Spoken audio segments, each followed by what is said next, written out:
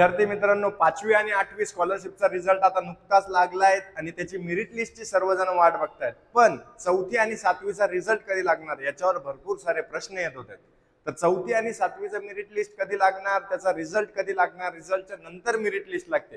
आता मागचा व्हिडिओ मी तुम्हाला सांगितले, तुमचे जर उत्तर काही बरोबर येत असेल तर 10 दिवसाच्या आत रिचेकिंग साठी तुम्हाला मुभा आहेत. तेव्हा तुम्ही रिचेकिंग साठी तुमचा पेपर टाकू शकतात आणि तो कसा टाकायचा याचाही व्हिडिओ व्यवस्थितरित्या टाकलाय.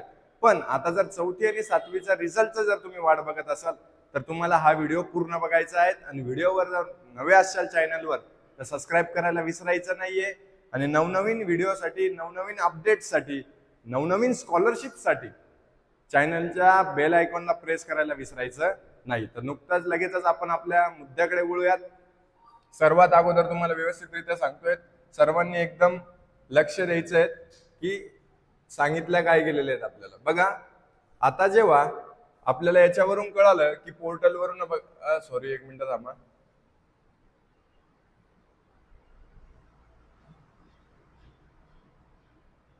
बघा, इथे तुम्हाला व्यवस्थितरित्या दिसत असेल की आपल्याला काय करायचंय,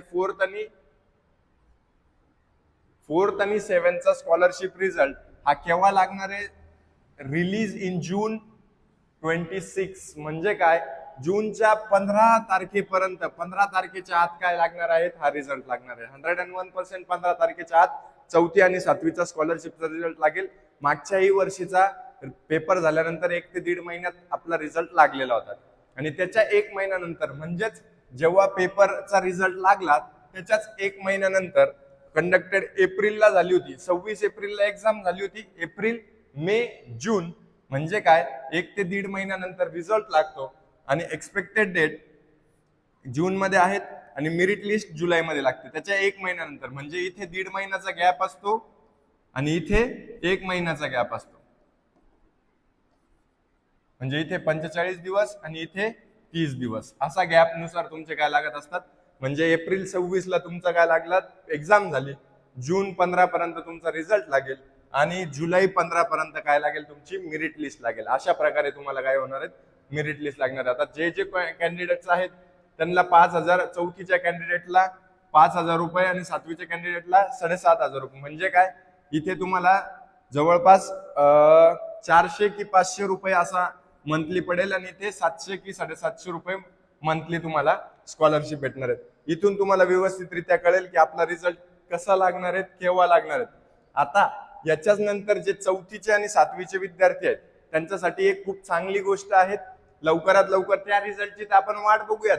पण त्याच्यानंतर बघा, 4th आणि 7th 4थीच्या विद्यार्थ्यांसाठी 5वी नवोदय आणि 5वी मंथन, नवोदय आणि 5th 5वीला असणारी मंथन, या दोन्ही एक्झाम्सचे लेक्चर्स आपल्या प्लॅटफॉर्मवर सुरू होत आहेत. लवकरात लवकर डिस्क्रिप्शन बॉक्स मध्ये दिलेल्या लिंकवर जायचं आहे, ग्रुपमध्ये जॉईन व्हायचं आहे आणि इथं इनरोल करून घ्यायचं. आणि 7वीच्या विद्यार्थ्यांना जे 8वीत गेलेत त्यांच्यासाठी NMMS म्हणजे नॅशनल मेरिट कम स्कॉलरशिप एक्झाम, याचं काय होत आहेत, लेक्चर सुरू झालेले आहेत. आता खूप सारे लेक्चर्स, याचे लाईव्ह लेक्चर्स वगैरे पडलेले आहेत. लवकरात लवकर ग्रुपमध्ये जॉईन होऊन इनरोल करून घ्या. आपल्या डिस्क्रिप्शन बॉक्स मध्ये तुम्हाला लिंक दिलेली आहे, लिंक प्रोव्हाइड केलेली, तिथून लवकरात लवकर जॉईन व्हायचंय. काही क्युरीज असतील, जॉईन होता येत नसेल तर आम्हाला संपर्क साधायचा आहे. आता 4थी आणि 7वी स्कॉलरशिप झाली. आता आपण ह्या 3-4 एक्झाम्स तुम्हाला टार्गेटेड करणार आहेत. पूर्ण व्यवस्थितरित्या आताच जर तुम्ही आलेत तर आपल्याला काय होईल, व्यवस्थितरित्या आपण काय करू, त्याला म्हणजे तुम्हाला मार्गदर्शन करत चालू, पेपर पर्यंत तुमच्या सोबत राहू. तुम्हाला PYQ असेल, मागील वर्षाच्या प्रश्नपत्रिका असेल, मॉक टेस्ट असेल, सगळ्या ग्रुपवर भेटत जातील. अशाच नवनवीन व्हिडिओसाठी चॅनलला सबस्क्राईब करून घ्या, बेल आयकॉनला प्रेस करून घ्या. आणि जे तुमचे क्लासमेट्स आहेत त्यांना सर्वांना हा व्हिडिओ नक्की शेअर करा. आणि व्हिडिओ आवडल्यास लाईक, शेअर, सबस्क्राईब करायला विसरायचं नाहीये. थँक्यू.